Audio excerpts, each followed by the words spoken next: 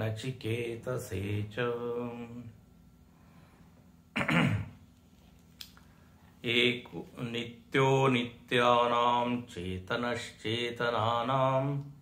एको बहूनां यो विदधाति कामान् तमात्मस्थं येऽनुपश्यन्ति धीरा तेषां शान्तिः शाश्वती नेतरेषाम्। नित्यो अनित्यानां चेतनश्चेतनानां बहूनां यो विदधाति कामान् तमात्मस्थं येऽनुपश्यन्ति धीरा तेषां शान्तिः शाश्वती नेतरेषाम्।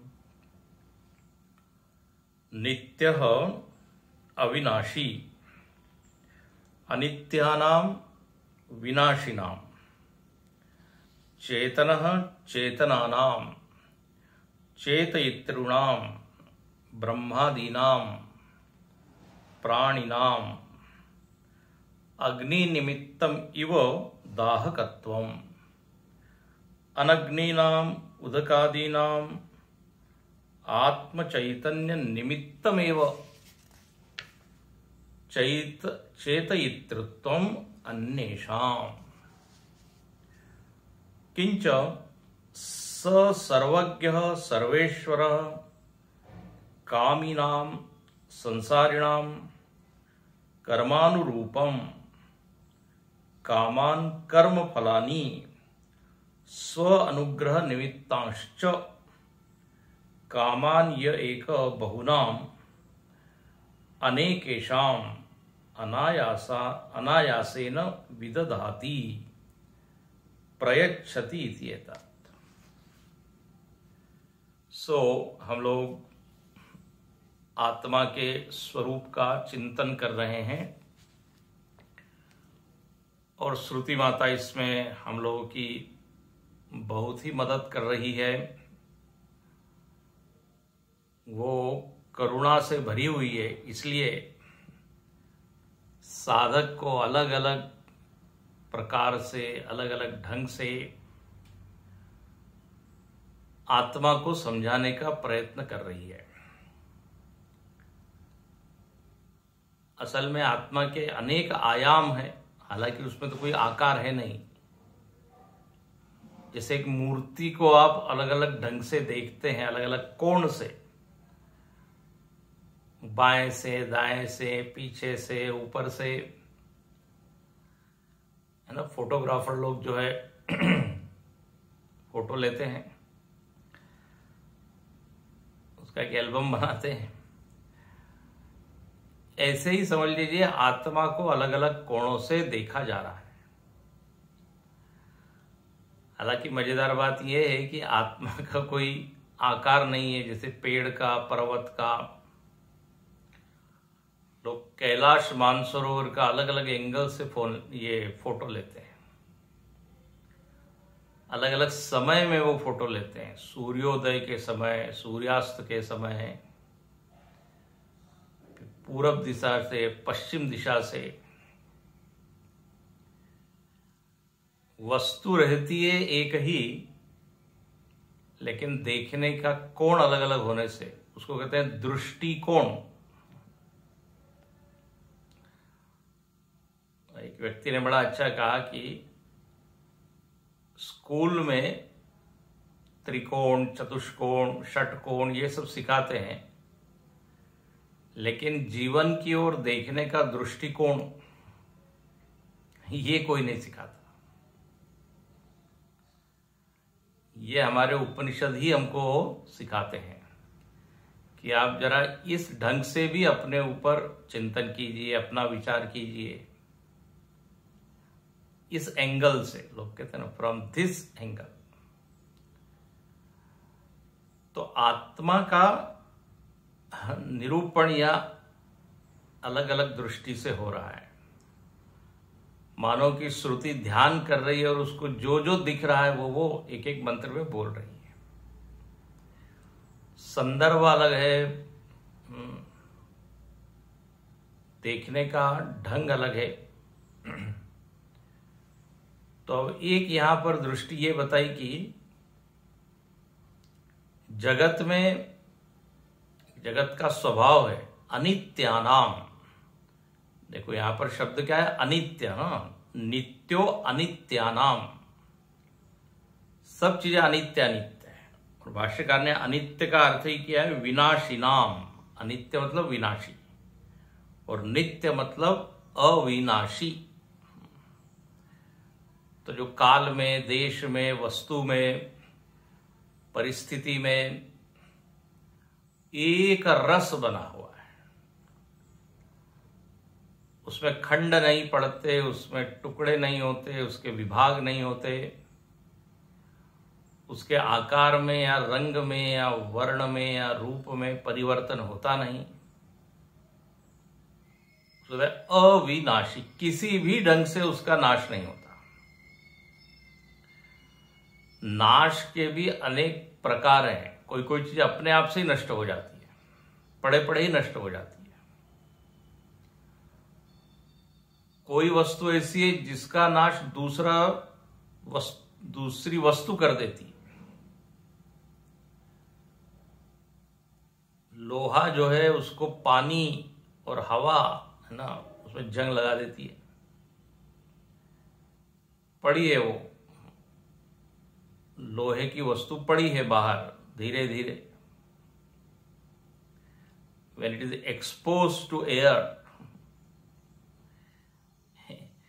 एक लड़के से पूछा कि आयरन को, लोहे को यदि बाहर एक्सपोज कर दिया जाए तो क्या होगा।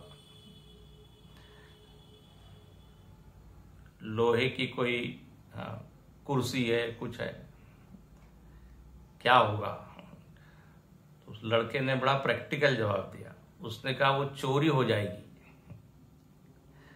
हालांकि कक्षा चल रही थी विज्ञान की, तो वैज्ञानिक उत्तर अपेक्षित था, लेकिन उसे प्रैक्टिकल बताया।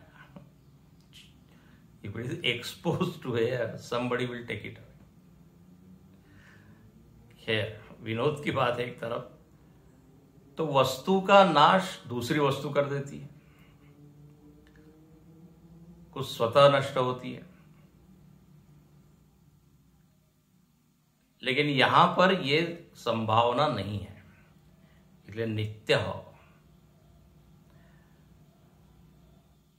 यह नित्य शब्द काल से संबंधित होता है, यह भी कई बार आपको हम बता चुके हैं। नित्य मतलब जो कल भी था, आज भी है, कल भी रहेगा। जैसे हम व्यापक शब्द का प्रयोग करते हैं, तो व्यापक शब्द प्रायः हम देश से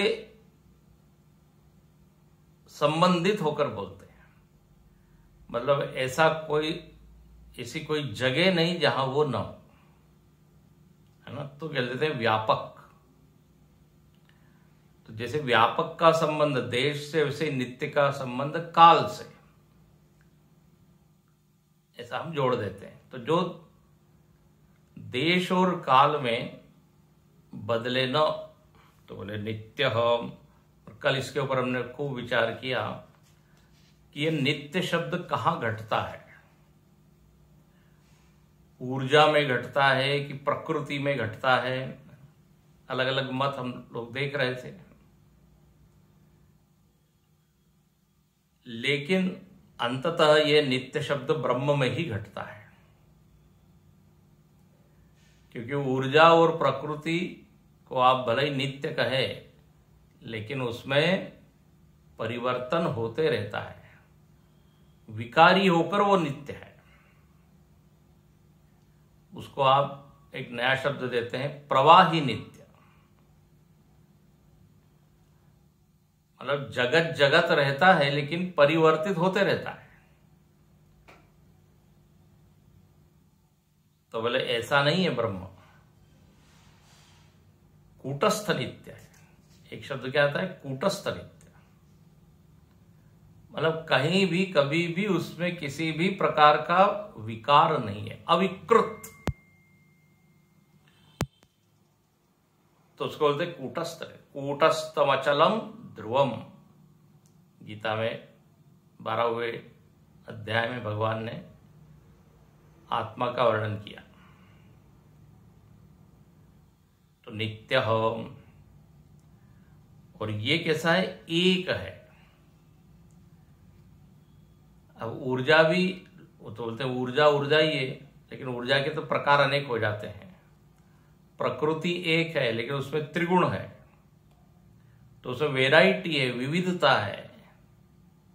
लेकिन ब्रह्म या चैतन्य में विविधता नहीं है। तो वो एक है और वह एक ही अनेक रूपों वाला दिखाई दे रहा है। जैसे जल जो है वो तरंग रूपेण अनंत आकार में भास रही है, जल ही तरंगे रूप में। ऐसा नहीं कि जल के अलावा कोई प्रकृति है और वो उसको तरंग बना रही है। जल ही विवर्त रूप से, एक शब्द क्या था, विवर्त, विवर्त रूप से अनेक रूप में भास रहा है। तो बहुनाम, जितने भी प्राणी हैं वो सब अंततः ब्रह्म रूप ही है। ब्रह्म ने ही मानो कि ये वेश धारण किया और अनेक प्राणी बन गए। चेतना नाम ब्रह्मादीनाम प्राणी नाम, या लिखा। और इन वैसे तो ये सब अचेतन है, लेकिन सब सजीव लग रहे हैं, क्योंकि चेतन का आधार, अधिष्ठान उसमें। एक्चुअली आधार और अधेय ये सब बोलना भी केवल बोलने के लिए। चेतन ही आधार है और चेतन ही आधेय है। जैसे आप कहें कि तरंग में पानी है, तो क्या तरंग आधेय हो गया और पानी आधार हो गया? क्या दो चीजें हैं वहां? कि एक तरंग है और उसमें फिर पानी घुस गया। पानी ही आधार है और पानी ही तरंग है, आधेय है। अब हमारा ध्यान किस ओर जा रहा है, इसके ऊपर है। हम एक ढंग से बोल सकते हैं तरंग ही तरंग है, मतलब जगत ही जगत है। या दूसरी तरफ से हम बोल सकते हैं पानी ही पानी है। तो ब्रह्म एव इदम सर्वम, पुरुष एव इदम सर्वम।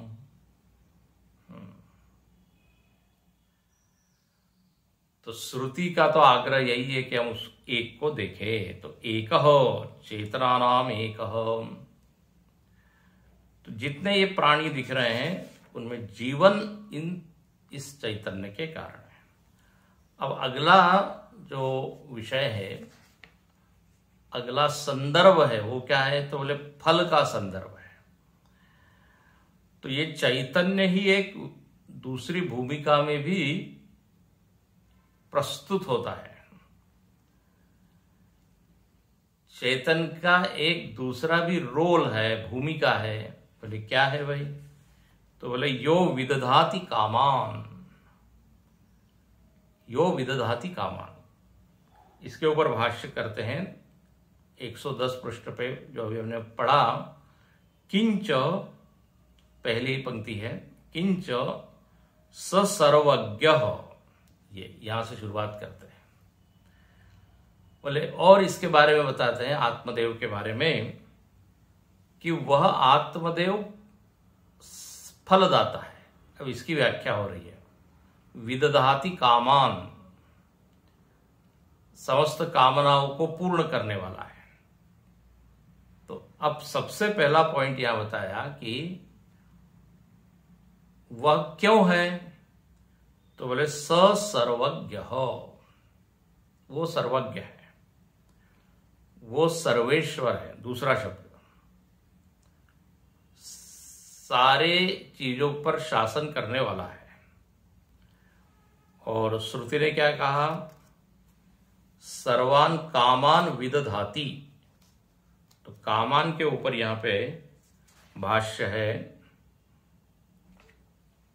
कामिनाम संसारिणाम कर्मानुरूपम कामान कर्म फलानी, इतना है। बोले कामान मतलब कर्म फलानी, कर्म फल। अच्छा, ये कर्म फल किसके लिए है? तो बोले कामिनाम, जो कामी है, कामी मतलब कामना वाला, इच्छा वाला, बोले इसके लिए वो कोई सरल शब्द दे दिए, संसारिणाम, जो संसारी लोग हैं, हम और आप जितने जीव हैं, जो निरंतर सरकने का अनुभव कर रहे हैं, उसको कहते संसारी। टेक्निकली हम क्या बोलेंगे, हम संसारी है।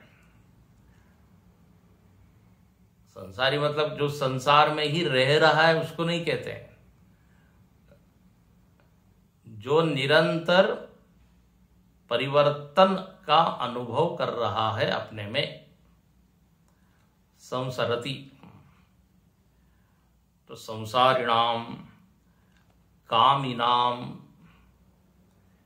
संसारी को क्या कहा, कामी। कामी मतलब बहुत सारी कामनाओं वाला। ये कामान जो है ना, ये बहुवचन है, तो अनेक कामनाएं लेकर ये जी रहा है। अंतिम सांस तक कामना चलती ही रहती है। अच्छा, फिर जब कामनाएं होती है तो कामना अनुसार वो क्या करता है, कर्म करता है।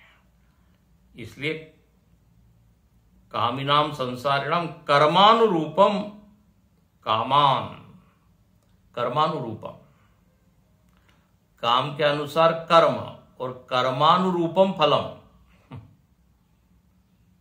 तो 3 स्टेप्स हो गई, कामना है, फिर कर्म है, और फिर फल है। और कामना के पीछे भी यदि आपको जाना है कि ये कामनाएं क्यों हो रही है, तो बोले स्वरूप का ज्ञान न होने के कारण। तो उसको बोलते थे अज्ञान या अविद्या।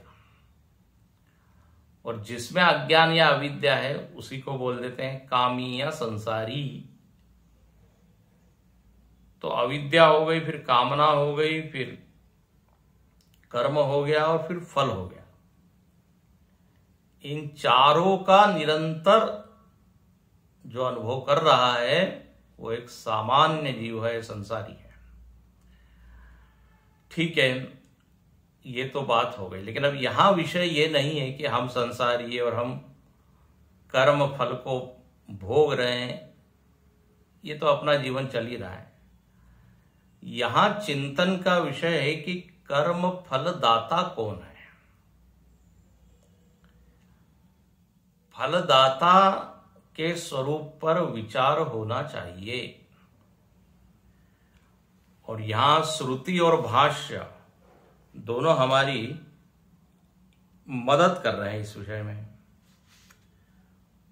बोले ऐसा है कि आप विचार कीजिए, कर्म का फल कैसे मिलता है। अब इसमें अलग अलग मत हैं, आपको बताएं। कुछ लोग कहते हैं कर्म ही फल देता है, कर्म की प्रकृति है, कर्म का स्वभाव है, वो कालांतर में परिणमित होकर आपको फल दे देगा। ये कर्म का स्वभाव है। और जब कोई स्वाभाविक चीज होती है तो उसका कर्ता ढूंढने की जरूरत नहीं कि कौन कर रहा है, कौन दे रहा है। इट इज नेचुरल प्रोसेस, क्या कहते हैं, स्वाभाविक प्रक्रिया है। जैसे पानी बह रहा है, प्रवाहित होना उसका क्या स्वभाव है। अब इसमें पीछे और अब आप मत खोजिए कि क्यों वो बह रहा है, कौन उसको धक्का दे रहा है। प्रवाह है। सूर्य जल रहा है, नेचर है। हवा बह रही है, नेचर है। ऐसे ही कर्म जो है वो फल दे रहा है, उसका स्वभाव है। कर्म का स्वभाव है फल देना। इसलिए कर्म और फल, इसके बीच में और किसी तीसरे घटक की क्या कहते हैं आवश्यकता नहीं है। कर्म मीमांसक लोग जो है, एक दर्शन है कर्म मीमांसा दर्शन, जो कर्म को श्रेष्ठ मानता है, कर्म को ही फलदाता मानता है, वो ईश्वर नहीं मानता, अनीश्वरवादी है। कर्म मीमांसा दर्शन के साथ अनीश्वरवादी है। वो एक शब्द का प्रयोग करते हैं, उसको कहते हैं अपूर्व। अब आगे कभी चर्चा करेंगे। अपूर्व, अपूर्व ही फल दे देता है। ईश्वर की आवश्यकता नहीं है। तो ये उनका मत है, ये हम कह रहे हैं। लेकिन इसके ऊपर विचार होना चाहिए कि क्या ये मत सही है या इसमें कुछ दोष है, वो करेंगे हम। कर्म देखिए स्वयं फल देने वाला नहीं है, क्योंकि आपने उपदेश सार में पढ़ा है। उपदेश सार नहीं पढ़ा हो तो जरूर पढ़िएगा। कर्म किम परम, क्या कर्म ही फल देने में समर्थ है? रमणवर्षी प्रश्न करते हैं और उत्तर खुद ही देते हैं, जड़म नहीं, क्योंकि कर्म तो जड़ है, उसको मालूम ही नहीं है कि वो किसके लिए हो रहा है, क्यों हो रहा है। जो क्रिया होती है, याद रखना, वो जड़ होती है। हाथ में उठा रहा हूं, अब ये हाथ उठाने की क्रिया उसको ज्ञात नहीं है कि ये हाथ नमस्कार के लिए हाथ उठ रहा है, या भोजन के लिए हाथ उठ रहा है, या कुछ पत्थर उठाने के लिए हाथ उठ रहा है। जड़म है वो। तो कर्म ही फल कैसे दे देगा जब उसको मालूम ही नहीं है क्यों वो क्रिया हो रही है? तो वो फलदाता नहीं है। और फिर कहे कि भाई कर्ता ही फलदाता है। अब ये विचार पहले हो चुका है, लेकिन अब चूंकि यहां प्रसंग आया है, कर्ता ही फलदाता है, इसके ऊपर विचार कीजिए। इस मत में क्या दोष है? क्या दोष हो सकता है? संभावित दोष देखो, कर्ता ही फलदाता होता तो हम फल का चुनाव करते हैं, और हमको चुनाव के अनुसार फिर फल मिलता।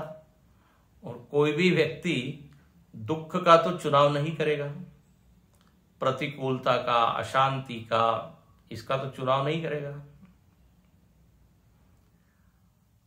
अशांति से, दुख से सब लोग त्रस्त है, उससे छूटना चाहते हैं। तो मैं ही यदि फलदाता होता तो मैं हमेशा सुख सुख को लेता।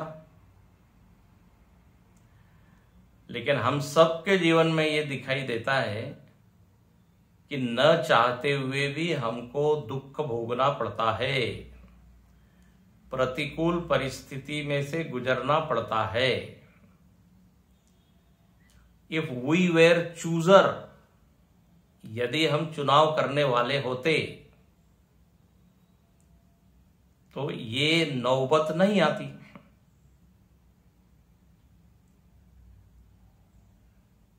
तो कर्ता फलदाता नहीं है, फल का रिसीवर है। Is not chooser, is receiver. चुन नहीं सकता वो, बस असहाय रूप से वो ग्रहण कर सकता है। इसीलिए भगवत गीता में भगवान कहते हैं, मां फलेषु कदाचन, फल के चुनाव में आपका अधिकार नहीं है, कर्म के चुनाव में आपका अधिकार है। कर्मणि एव ते अधिकार, कर्मण्येवाधिकारस्ते जो कहा है। तो कर्म के चुनाव में तो हम अधिकार है, हम ऐसा करें, वैसा करें, अब करें, तब करें। लेकिन करने के बाद हम कहें कि ऐसा ही फल आए और अब ही आए और 2 साल बाद ही आए या 2 मिनट में आए, बोले it is not your department. अब वो मिलेगा, आपको मिलेगा, बस अब जब मिलेगा तब उसको भोगिए। तो प्रतिपादन क्या हो रहा है, कर्ता जो है वो फल को नहीं उठा सकता, उसका अधिकार नहीं है उसमें। हाँ, यदि वो चाहता है यदि अच्छा फल मिले तो हाँ, एक ढंग से वो उसको कंट्रोल कर सकता है, वो एक कर्म के लेवल पे कंट्रोल कर सकता है, करने के बाद नहीं। कई बार हमने आपको उदाहरण दिया है, थाली में जब तक मिर्च पड़ी है तब तक तो आप जलन से बच सकते हैं, लेकिन एक बार जीभ पर आपने रख दी मिर्च को और अब आप कहे कि ये फल हमको न मिले, अब वो तो आंख से पानी निकलेगा, गले में जलन होगी, छाती में जलन होगी, हेल्पलेसली, हाँ, असहाय रूप से हमको ग्रहण करना पड़ता है। तो फलदातृत्व अपने में तो दिखाई नहीं देता। अच्छा, और दूसरा, हम कर्ता कब होते हैं? देखो, कर्ता ही फलदाता है, हम ऐसा कोई यदि कहे, बोलने की इच्छा तो यही होती है, मानने की इच्छा होती है कि कर्ता ही फलदाता है, लेकिन कर्ता कब होता है व्यक्ति? ध्यान रखना, जब क्रिया से वो युक्त होता है तब वो कर्ता होता है। कर्तृत्व से युक्त जब हम होते तब हम बनते हैं कर्ता। ध्यान से सुनिए ये पॉइंट। अच्छा, कर्तृत्व, हम कहें कि कर्ता में ही फल रहता है, तो हम हमेशा कर्ता नहीं बने रहते, याद रखना। ये कर्तृत्व जो है इसका लोप भी होता है। नींद में कर्तृत्व का लोप हो जाता है। कई बार हम कर्म करते हैं, उसमें हमारा कोई कर्तृत्व नहीं होता, हम कर्ता नहीं रहते। तो बोले, जब हम कर्ता नहीं होते तो फिर फल कहां रहेगा? आप कह रहे हैं कर्ता में ही फल रहता है। कई बार हम कर्ता नहीं रहते, तो जब नहीं रहते तो वो कर्म कहां लटकते रहेगा, कर्म कहां रहेगा, वो सॉरी फल कहां रहेगा? फल तो निराश्रित हो गया, क्योंकि आपने कहा कर्ता में फल रहता है, ठीक है। और कर्ता किसको कहते हैं? जो कर्तृत्व संपन्न है। अब हमेशा ही कर्तृत्व एक जैसा रहता नहीं, कर्तृत्व कम ज्यादा होता है, कर्तृत्व शून्य हो जाता है, तो फल कहां रहेगा? फिर निराश्रित हो गया हो तो। इसलिए कर्ता में नहीं रहता। फल कहां रहता है? देखिए, अद्भुत बात है, आश्चर्यजनक ये एक पॉइंट है। जब हम कर्म करते हैं, ध्यान रखना, जब हम कर्म करते हैं तो कर्म का दर्शन होता है, ठीक है। मैं कर रहा हूं, मैं कर रहा हूं, और जब मैं कर रहा हूं तो उसका फल भी साथ में बन ही रहा है। हाँ, फल का निर्माण तो हो ही रहा है। अब कर्म की जैसे ही समाप्ति हो जाती है, बड़ा इंटरेस्टिंग विषय है, तो कर्म का दर्शन नहीं होता, कर्म का दर्शन नहीं होता। कर रहे थे, अब काम पूरा हो गया। अब एक मजेदार बात है, वो जो फल बना है वो फल का है। जब आप कर्म कर रहे हैं तब भी फल का दर्शन तो हो नहीं रहा है, ठीक है, वो निर्माण तो हो रहा है, लेकिन वी डोंट नो, उसमें कर्म का दर्शन हो रहा है बट फल का दर्शन नहीं हो रहा है। और जब कर्म समाप्त हो गया, अब वो जो फल बना है वो फल कहां है? उसका आश्रय क्या है? लोग कर्म को ही आश्रित बना दे, कर्म ही फल का आश्रय है, लेकिन श्रुति यहां कहती है कि फल जो है वो चेतन अधिष्ठित है। ध्यान से सुनो,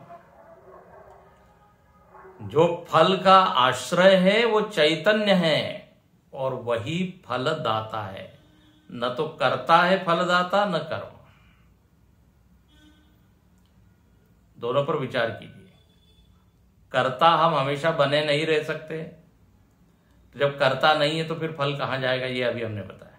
जब हम भोक्ता होते हैं तब फल कहाँ है, फल कहाँ आश्रित है। थोड़ा सा ये सूक्ष्म पॉइंट है, कहने की बात है। और दूसरा तो तर्क हमने दिया है कि कर्ता ही यदि फलदाता होता तो हमको कभी भी दुख होता नहीं।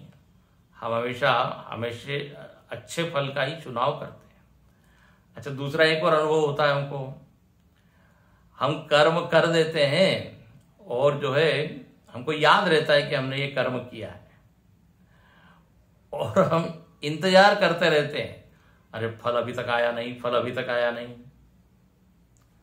है। यदि हम ही फलदाता होते तो जब चाहे तब फल ले सकते थे। परीक्षा हम देते हैं और रिजल्ट की क्या करते हैं, प्रतीक्षा करते हैं। तो उससे सिद्ध है कि रिजल्ट हमारे हाथ में नहीं है। इसलिए यहां पर यह बहुत इंटरेस्टिंग विषय है कि ये फलदातृत्व इसमें सिद्ध हो रहा है, कहां घटित हो रहा है। तो यहां पर कहते हैं स सर्वज्ञ सर्वेश्वर कर्मानुरूपानी, वह जो चैतन्य है, ध्यान रखना उत्तर क्या है, चैतन्य ही एक विशिष्ट संदर्भ में फलदाता बनता है। उसमें यह हेतु दिया है स सर्वज्ञ। देखो ध्यान रखना, यदि कर्म का फल देना है तो जो फलदाता है ना, वह सारे कर्मों को जानने वाला होना चाहिए। ध्यान से सुनिए, हम ही फलदाता हैं, हमको तो मालूम ही नहीं है कर्म के कितने घटक है, कितने प्रभावित करने वाले तत्व है। जो अज्ञानी व्यक्ति है वो फल नहीं दे सकता। भाई परीक्षा हम देते हैं और चेक कौन करता है, जिसको उस विषय का पूरा ज्ञान है। हम ही अपना रिजल्ट दे सकते हैं क्या? हम तो हमेशा फिर 100 में से 100 पास विथ फ्लाइंग कलर्स। फलदातृत्व उसी में घटेगा जो उस कर्मों के सारे आयाम को जानता है। इसलिए यहां तुरंत लिखा है भाष्यकार ने स सर्वज्ञ। जो आत्मदेव है सर्वज्ञ है, फलदातृत्व इनमें घट सकता है। चैतन्य अधिष्ठित होकर ही कर्म फल के रूप में परिणित होता है। जो पहले हमने बताया कि कर्म का स्वभाव है अपने आप फल दे देगा, ये मीमांसकों ने जो कहा है, तो वेदांती लोग उनसे यही पूछते हैं वो कर्म का आश्रय क्या है। आप कह रहे हैं कर्म अपने आप फल दे देगा, तो कर्म का आश्रय क्या है? चैतन्य आश्रय है, वही फल को दे सकता है, न केवल कर्म और न कर्ता। क्योंकि कर्म का जब फल आता है तो इतने सारे घटक मिलके एक फल को देते हैं। ध्यान से सुनना, वो कर्म कहां किया, किस भाव से किया, कितनी शक्ति से किया, किस विधि से किया। आपने दान दिया, लेकिन वो दान कहां दिया, कितना दिया, किस भाव से दिया, विनम्रता से दिया कि अहंकार से दिया, दिखावे के लिए दिया कि बिल्कुल निष्काम भाव से दिया। देखो, इन सारे घटकों को जोड़ा जाता है, प्लस माइनस किया जाता है, तब फिर एक फल आता है। और इन सारे घटकों का ज्ञाता कर्ता नहीं हो सकता। स सर्वज्ञ, वो जो चैतन्य है वही ये कर सकता है। तो स सर्वज्ञ सर्वेश्वर कर्मानुरूपम फलानी प्रयच्छति। कर्म के सारे घटकों को जोड़ घटा के फिर एक फल आता है। अब ये चीज हम लोगों के लिए बिल्कुल अननोन है, इसलिए अब उसको लोग भाग्य बोल देते हैं, प्रारब्ध बोल देते हैं, कुछ कुछ बोलते रहते हैं। बट इतनी जब बात है कि we are not knowing all those factors, तो हम फलदाता नहीं हो सकते। अच्छा, अब यहां पे एक बात है, फलदाता मतलब ऐसा मत समझिए, प्राय फलदाता मतलब हम क्या समझते हैं, एक कोई व्यक्ति होगा और वो सबको बांट रहा है फल। ये जो चैतन्य है ये ऐसा एक व्यक्ति नहीं है। जैसे गांव में होता है ना, कोई जमींदार होता है, या पहले के जमाने में राजा होते थे, तो लोग उनको क्या बोलते थे, अन्नदाता, वस्त्रदाता, धनदाता, बोले यही हमारे जीवन के आधार है। अमुक तिथि को इस समय वो सबको बांटेंगे, वस्त्र, अन्न इत्यादि। तो फलदाता की एक हम क्या करते हैं, एक कल्पना करते हैं। बोले ऐसा नहीं है, बिना व्यक्ति बने वो फलदाता है। अद्भुत है।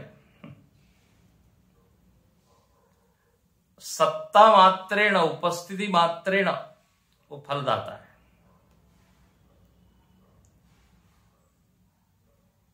अच्छा, एक व्यक्ति के रूप में यदि आप ईश्वर को मान लेंगे फलदाता के रूप में, तो एक अकेला कैसे बांटेगा सबको। अच्छा, और उसमें फिर हो सकता है पक्षपात का भी आरोप लग जाए, होता ही है। बोले उसको ज्यादा दिया, हमको कम दिया, वो पास में था तो उसको ज्यादा मिल गया, हम दूर थे तो कम मिला, है ना। ऐसे अनेक दोष आ जाएंगे उसमें। जहां आपने उसको व्यक्ति माना, फिर आप ये भी कह सकते हैं देखो उसमें राग द्वेष है, वो उसको पसंद करता है इसलिए उसको ज्यादा फल मिल रहा है, ज्यादा सुख मिल रहा है, हमको नहीं पसंद करता, हमको दुख दे रहा है। नैर्घृण्य दोष इसको कहते हैं, नैर्घृण्य दोष। तो यहां पर कहा है कि जो चैतन्य है, चेतनश्चेतनानाम अनित्यानाम नित्य स एव सर्वज्ञ सर्वेश्वर, कर्मानुरूपम कामान कर्म फलानी अंत में आकर विदधाति, विदधाति प्रयच्छति, वो देता है।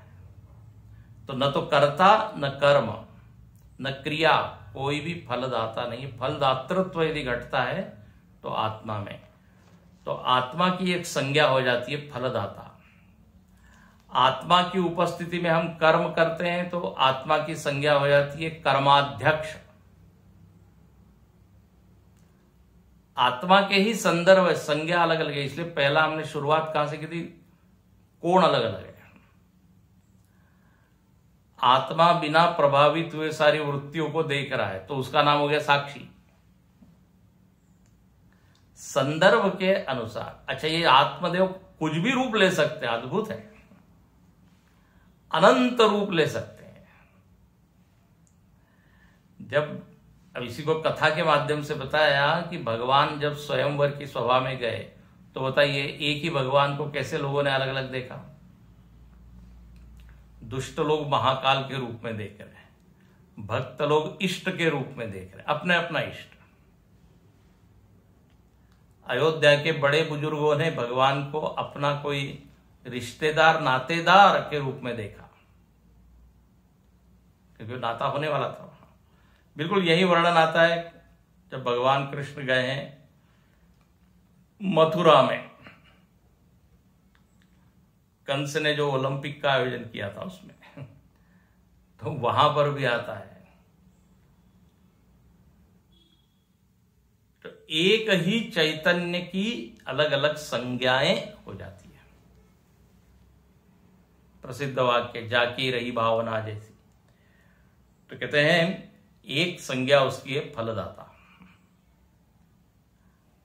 अच्छा, सत्ता मात्रेण फलदाता, हाँ, not that he is becoming a person, व्यक्ति बन के ऐसा दे रहा है, ऐसा नहीं। एक बिल्कुल अद्भुत रूप से, अनिर्वचनीय रूप से वो फल उसमें रहते हैं, उस समय आने पर फल हमको मिलते हैं। ये यहां निर्णय निकला।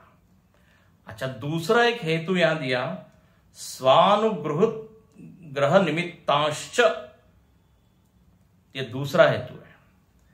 एक तो कर्मानुरूप हमको फल मिलेगा, फल देने वाला वो परमात्मा है, चैतन्य है। दूसरा कहते हैं अनुग्रह करता है वो, स्व अनुग्रह निमित्त, अनुग्रह के निमित्त से फल मिलता है।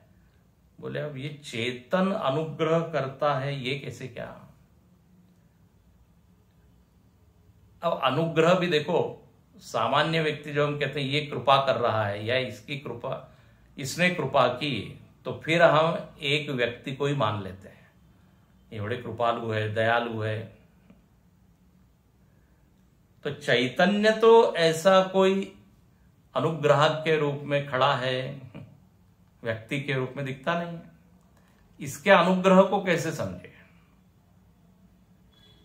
अनुग्रह के निमित्त से फल देता है, ऐसा जब यहां लिखा है, धीरे से टपका देते हैं भाष्यकार ये शब्द। अब चिंतन कीजिए आप, केवल कर्म के अनुसार ही फल देते हैं ऐसे नहीं। दूसरा हेतु फल देने में क्या है? अनुग्रह। एक एक कर्म हेतु है, आपका जैसा कर्म होगा तद अनुसार, दूसरा अनुग्रह। तो देखो ये अनुग्रह का यहां पे अर्थ क्या होना चाहिए? तो हमारे स्वामी जी ने इसको बहुत अच्छे से समझाया। बोले देखो, अपने अंतःकरण में हमको अनुग्रह का अनुभव होता है, कृपा का अनुभव होता है। वी आर रिसीवर, है ना। अपने भीतर हमको कभी प्रेरणा मिलती है, कहीं से प्रेम मिलता है, कभी आश्वासन मिलता है, शाबाशी मिलती है। तो ये हम सबका अनुभव है। हालांकि ये भी सबका अनुभव ऐसा नहीं बोल सकते। जिसका अंतःकरण, याद रखिए, आत्मोन्मुखी है, ध्यान से सुनना है, बहुत अच्छा यहां पर विषय है। आत्मोन्मुखी है, आत्मदेव के और जिस सन्मुख है, परांची खानी नहीं है, बहिर्मुखी नहीं है। तो ऐसे अंतःकरण में निरंतर उसको एक अनुभव होता है कि कोई कृपा करने वाला है। जब हमारा अंतःकरण समर्पित हो, प्रार्थना से भरा हुआ हो, स्निग्ध हो, पूरी तरह विनम्र हो, विनीत हो, तो भीतर से ये लोगों को, भक्तों को अनुभव होता है कि हम पर कृपा हो रही है। बाहर नहीं, बाहर कोई दिखता नहीं कि कोई कृपा कर रहा है। उर प्रेरक रघुवंश विभूषण, तुलसीदास जी कहते हैं, भीतर बैठ के वो प्रेरणा देता है। तो हमको उनका आशीर्वाद निरंतर मिल रहा है, प्रसाद निरंतर मिल रहा है। अब ये अनुभव की बात है, इस पे तर्क वितर्क करेंगे तो कुछ समझ में आएगा नहीं। अनुभव हो रहा है तो कोई ना कोई देने वाला होना चाहिए। अब यदि वस्तु हमको मिल रही है तो कहीं ना कहीं से तो आ रही है ना। तो प्रेम मिल रहा है उसको, कृपा मिल रही है, क्षमा मिल रही है, आनंद मिल रहा है। तो बोले कोई तो अनुग्राहक होना चाहिए। तो यहां भाष्यकार बोल देते हैं कि आपका यदि अंतःकरण बिल्कुल समर्पित हो जाए तो आप पर अनुग्रह होगा और फल की प्राप्ति होगी। अनुग्रह निमित्त, स्व अनुग्रह निमित्तान कामान बहुनाम, बहुनाम आया ना शब्द, बहुनाम विदधाति, तो अनेकेशाम अनायासेन। देखो ये शब्द यहां बहुत महत्वपूर्ण है, अनायासेन। मतलब जो अनुग्रह हमको हो रहा है, जो फल मिल रहा है, वो सहज मिल रहा है। वो फल देने वाला कहीं बाहर नहीं बैठा है। बाहर यदि बैठा होता तो फिर उसमें आयास हमको दिखाई देता, प्रयत्न दिखता। भाई जब कोई बाहर से देता है तो हम उसके पास जाते हैं, फिर वो आता है, फिर प्रयत्न दिखता है, लेकिन अनायास से ना, मतलब सहज सहज वो दे रहा है। इसका मतलब ये है कि वो आपसे दूर नहीं है। अनायासेन विदधाति। तो इस तरह से यहां दो हेतु बताया। अनुग्रह भी करता है वो, अपनी ओर से कृपा करता है, और दूसरा कर्मानुरूपम, कर्म के अनुसार। तो कर्म के अनुसार और आपकी प्रार्थना के अनुसार। जब प्रार्थना के अनुसार फल मिलता है तो हम क्या कहते हैं, अरे बड़ी कृपा हुई। और जब पुरुषार्थ करके फल मिलता है तो बोले हाँ हमने पुरुषार्थ किया, उसका ये फल है। लेकिन भक्त क्या कहता है, पुरुषार्थ हमने किया, लेकिन उस पुरुषार्थ को नाप तोल के जो फल सामने आया है उसका क्रेडिट मैं नहीं ले सकता। वो है कर्म, और कर्ता और फल के बीच में वो परमात्मा है। और ऐसे ही हम केवल प्रार्थना कर सकते हैं, हम केवल समर्पित हो सकते हैं, उन्मुख हो सकते हैं। कृपा तो वो करेगा। तो अनुग्रह का इस तरह यहां पे आत्मा का ये एक एस्पेक्ट बताया। विदधाति प्रयच्छति इत्येतत्। और तम आत्मस्थम येनु पश्यन्ति। तम आत्मानम, तम ईश्वरम सर्वज्ञम। उस सर्वज्ञ आत्मा को या ईश्वर को अनुपश्यन्ति धीराः, धीर लोग इसको देखते हैं। और कहां देखते हैं, आत्मस्थम, अपने ही भीतर। देखिए फलदाता कहीं बैठा है, ऊपर से फल टपका रहा है।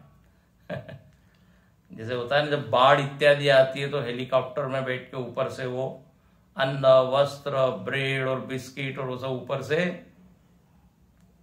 फेंकते हैं, और लोग फिर कैच करते हैं।